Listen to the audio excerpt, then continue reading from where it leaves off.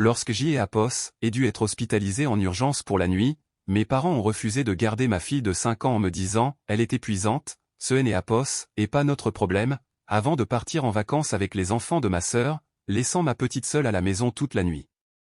Le lendemain matin, ma tante est venue me voir, elle a écouté en silence, puis a passé un seul coup de téléphone. 2 heures plus tard, mes parents rentraient en catastrophe, la suppliant de ne pas mettre sa menace à exécution. J.Apos avait été transporté aux urgences avec une rupture de L.Apos, appendicite et plus de 39 de fièvre. Quand L.Apos, infirmière Apos, a demandé qui Apos occuperait de ma fille, je lui ai répondu avec assurance que mes parents étaient en route, mais J.Apos aurait dû me taire.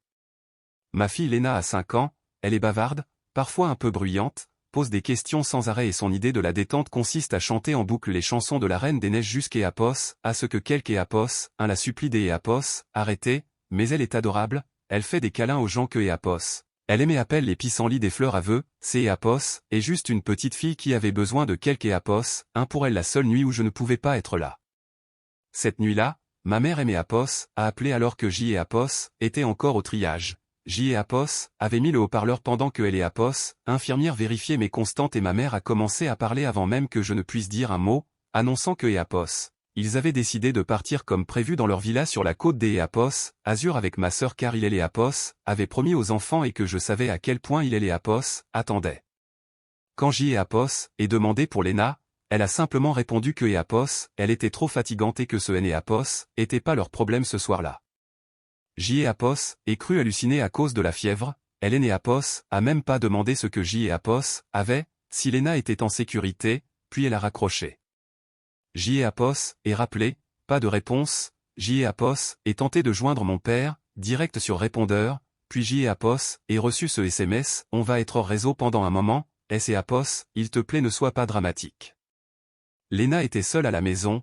J.Apos avait environ 20 minutes avant que Apos, on ne aimait Apos, endorme pour elle et Apos, opération et personne ne venait pour elle. J.Apos est tenté des Apos, appelé 2 voisins, elle et Apos, un travaillait, elle et Apos, autre ne répondait pas, mes mains tremblaient en envoyant un message à Léna qui a répondu tout de suite, tu reviens bientôt. C'est Apos, et là que quelque chose en moi et c'est Apos, est brisé.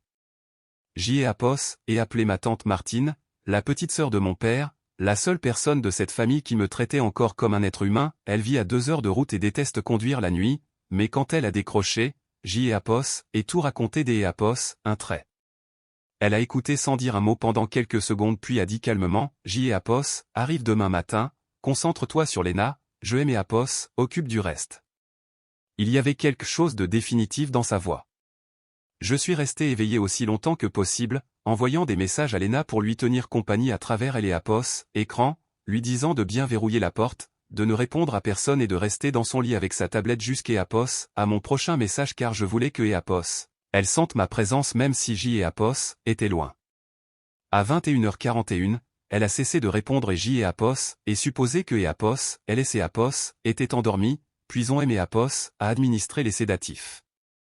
À mon réveil le lendemain, ma tante était déjà là avec un café, un chargeur et un regard que je ne lui connaissais pas, à la fois calme et dangereux.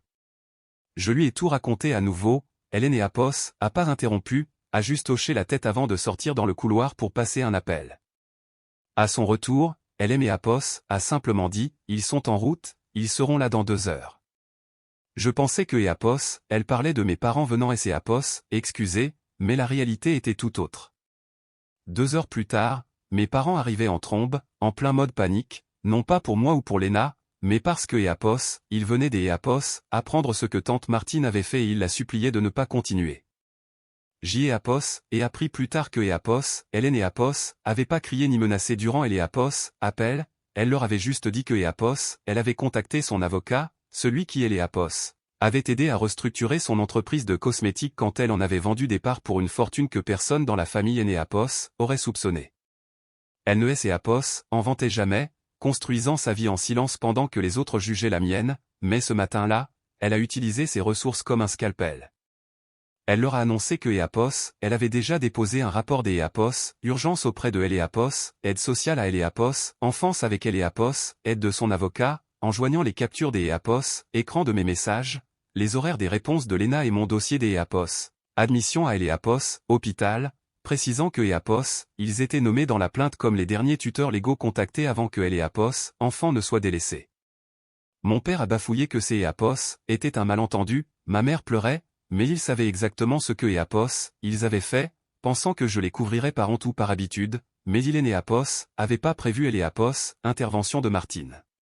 Pendant que Eapos, il roulait à toute allure sur Eapos, autoroute, elle était assise à côté de moi, ouvrant un paquet de biscuits comme si on regardait un film. Elle et Eapos a annoncé que Eapos, elle allait demander la garde temporaire de Lena le jour même pour que je puisse respirer et que Eapos, il et Eapos, ait plus aucun mot à dire sur ce qui lui arrivait. Je ne savais même pas quoi répondre, personne et Eapos avait jamais rien fait de tel pour moi dans cette famille. Quand mes parents sont arrivés, rouges de colère et de honte, Lena était déjà en sécurité chez ma tante, récupérée par une amie de Martine qui lui avait apporté un petit déjeuner, des jouets et un chaton nommé Mimi pour Eapos, amusée, elle allait bien, elle et Eapos avait même pas demandé après ses grands-parents. Mes parents se sont précipités dans ma chambre, mon père demandant si Eapos était une plaisanterie et ma mère Eapos, indignant que Eapos ait pu étaler nos affaires de famille ainsi, plus gênés par le scandale que par leur propre négligence. Puis ma sœur Chloé a appelé 5 fois de suite, me hurlant que je détruisais tout et que ses enfants pleuraient parce que les vacances étaient gâchées, me demandant si je réalisais le chaos que je causais à nous tous. Eapos ait passé le téléphone à ma tante qui a simplement écouté avant de dire « Je vous ai laissé tout Eapos, espace nécessaire pour arranger les choses, vous ne Eapos, avez pas fait, maintenant vous devrez regagner notre confiance », avant de raccrocher au nez de ma sœur. Mes parents ont tenté une dernière négociation en proposant de Eapos, occupé de ma convalescence si Eapos, annulait Eapos, avocat, mais Martine les a informés que Eapos avait déjà signé les papiers faisant des Eapos, elle ma personne de confiance médicale et que Eapos, ils pouvaient partir.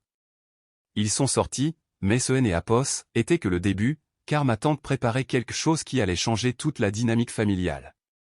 Eapos est passé les 2 jours suivants à me remettre en silence, recevant des nouvelles de Lena qui adorait sa nouvelle maison de vacances, dormait dans un grand lit avec le chaton et mangeait des crêpes au petit déjeuner. Mes parents étaient aux abonnés absents, probablement en train de calculer les dégâts et de craindre la visite des services sociaux ou le jugement du voisinage. Je et Eapos attendaient à des excuses hypocrites, mais le 3e jour, Martine est revenue avec un dossier et un regard des Eapos, affaire, Eapos, expliquant que Eapos, elle avait modifié son testament la veille. Elle avait purement et simplement rayé mes parents et ma sœur de sa succession, tout, sa maison, ses parts des Eapos, entreprises, ses économies, iraient désormais à Lena. Elle et Eapos était nommée tutrice légale et administratrice des biens au cas où il et Eapos arriverait quelque chose. Eapos était sidéré, non par Eapos, argent que je ne convoitais pas, mais par la précision chirurgicale avec laquelle elle les frappait là où ça faisait mal, sans aucune explosion dramatique. Elle a ensuite sorti une autre feuille, une liste détaillée de chaque incident des 10 dernières années où mes parents et Eapos avaient laissé tomber, les fois où ils avaient oublié de venir me chercher, les anniversaires zappés, le moment où Eapos ait perdu mon emploi et où ils ont refusé de Eapos, héberger un mois pour ne pas donner le mauvais exemple aux enfants de Chloé. Martine observait tout cela depuis longtemps, elle avait même imprimé de vieux messages où mes parents me traitaient de « boulet ». Vers midi, il recommençait à harceler son téléphone, Chloé y compris, suppliant de se voir, promettant de tout arranger. Martine a accepté, mais à ses conditions, durant ma convalescence, ils allaient prouver que Eapos, ils pouvaient être de vrais parents pour moi et de vrais grands-parents pour Lena. Elle a imposé des règles strictes, visites quotidiennes, courses, aucune plainte, aucun commentaire passif-agressif et un respect total, sinon il perdait tout accès à son héritage et à sa vie. Ils ont tout accepté. Eapos était surréaliste de voir ces gens qui avaient abandonné leur petite fille pour un voyage au lac devenir nos assistants personnels. Martine ne leur avait pas encore parlé du 2e avocat. Une fois que Eapos ait été assez stable pour bouger, mes parents étaient devenus des versions étrangement serviables des Eapos, eux-mêmes, ma mère arrivait avec des fruits frais et la couverture préférée de Lena, mon père proposait de réparer la charnière de la porte que Eapos, il ignorait depuis 1 an. Je ne les croyais pas, Martine non plus, mais elle les laissait faire, disant que si on donne assez de cordes aux gens, ils finissent soit par grimper, soit par se pendre. Le 5e jour, elle et Eapos a montré le plan final, un contrat de responsabilité familiale juridiquement contraignant. Eapos, il voulait rester dans sa vie et son testament, il devait Eapos engager à fournir un certain nombre d'Eapos, heures de garde par semaine sans rémunération, assister à une séance de thérapie familiale par mois et ne plus jamais interférer dans les décisions concernant Eleapos, éducation ou la santé de Lena. En échange, elle et Eleapos engagés à éponger leurs dettes et à aider Chloé avec son commerce en difficulté après 6 mois de comportement exemplaire. Ils étaient choqués, ma sœur a des Eleapos, à bord refusé, mais Martine a simplement dit, « Très bien, on fera sans vous ». Mon père a fini par demander Eleapos, il y avait une marge de négociation et elle a répondu que Eleapos, ils avaient de la chance des Eleapos, avoir encore une place à table. Ils ont signé par peur de perdre leurs privilèges, et pour la première fois, quelques Eleapos, un était prêt à tout leur retirer. Cette nuit-là, Martine a ramené Lena à Eleapos, hôpital, elle a couru vers moi comme si on ne Eleapos, était pas vu depuis des mois, me racontant ses aventures avec Mimi le chaton et comment Martine la laissait choisir son heure de coucher. Elle aimait Apos, a murmuré, « Je ne veux pas retourner chez mamie, on peut rester chez tata Martine pour toujours ?» Je aimais Apos, et pas pleurer, j'y ai Apos, et juste hocher la tête en elle et Apos, embrassant, car pour moi, c'est Apos, était ça le vrai foyer maintenant. Le plus incroyable, c'est Apos, et que mes parents et Apos ont pas discuté, ils nous ont conduits chez ma tante le lendemain et j'y ai Apos, et vu ces gens qui me traitaient comme un fardeau enlever leurs chaussures comme des invités polis. Martine leur a remis un emploi du temps plastifié, codé par couleur, avec une mention en gras, une seule tâche manquée égale exclusion de Eleapos, accord. Ils ont acquiescé en silence. Chaque matin durant les semaines suivantes, mes parents étaient là, à Eleapos, heure, parfois en avance. Mon père emmenait Lena à Eleapos, école maternelle dans le SUV de Martine, ma mère préparait des petits bento avec des fruits coupés en forme de smiley et des petits mots d'Eleapos, encouragement. Je et Apos avait jamais vu une telle implication, même quand j'y et Apos était enfant ou quand je galérais en tant que mère célibataire. Mon père a appris à Lena à faire du vélo sans les petits trous, elle est tombée, a pleuré, puis a hurlé de joie quand elle a réussi à traverser elle et Apos, aller toute seule. Ma mère lui tressait les cheveux chaque matin et connaissait le nom de tous ses petits camarades en 2 semaines. Ils ont même regardé la Reine des Neiges pour la 7e fois sans soupirer. Chloé et Apos est aussi impliquée, apportant des puzzles et du matériel de bricolage et Apos, après-midi, M et Apos, avouant un soir que Apos, elle avait été jalouse de elle et Apos, attention que nos parents portaient à ses enfants au détriment des miens, c'est Apos. Était la première fois que Apos, elle était honnête avec moi depuis des années. Martine notait tout, non pour punir, mais pour Apos, assurer que personne et Apos, oublie pourquoi tout cela avait commencé.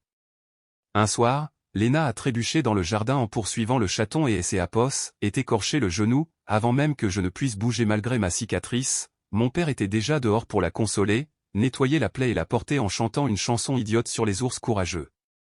Je les regardais, me souvenant de toutes les fois où il aimait Apos, avait dit que J et Apos étaient trop sensibles ou trop dramatiques, et maintenant c'est Apos, était lui qui essuyait les larmes.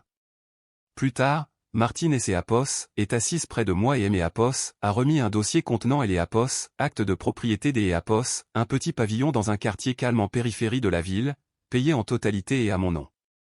Apos a dit, chaque mère mérite un sol stable, plus de provisoire, plus des Apos, attente que quelque Apos, un des Apos, autre fasse ce que Apos, il faut, c'est Apos, et ton nouveau départ. Je Apos, et remercié dans un souffle. Elle a ajouté que Apos, elle et Apos, effacerait bientôt quand je serais assez forte et que mes parents continueraient soit à être présents, soit disparaîtraient, mais que cette fois ils ne pourraient plus rien me prendre, ni ma paix, ni ma fille, ni mon avenir. Pour la première fois, la route devant moi et Apos était plus une question de survie mais un commencement. Lena était épanouie, je guérissais, et ma famille, aussi brisée soit-elle, faisait enfin des efforts concrets. 2 semaines plus tard, Martine nous a installés dans notre maison, elle avait déjà rempli le frigo et accroché un carillon à la porte. Lena courait partout comme dans un château, mais ce que Apos, elle préférait, c'est Apos, était la boîte aux lettres avec notre nom de famille. Mes parents passent maintenant régulièrement, sans Apos, imposés, apportant des courses ou des biscuits pour Lena sans ramener tout à eux. Chloé a emmené Lena au musée le week-end dernier, sans aucune tension. Ils sont là, parfois maladroits, mais constants.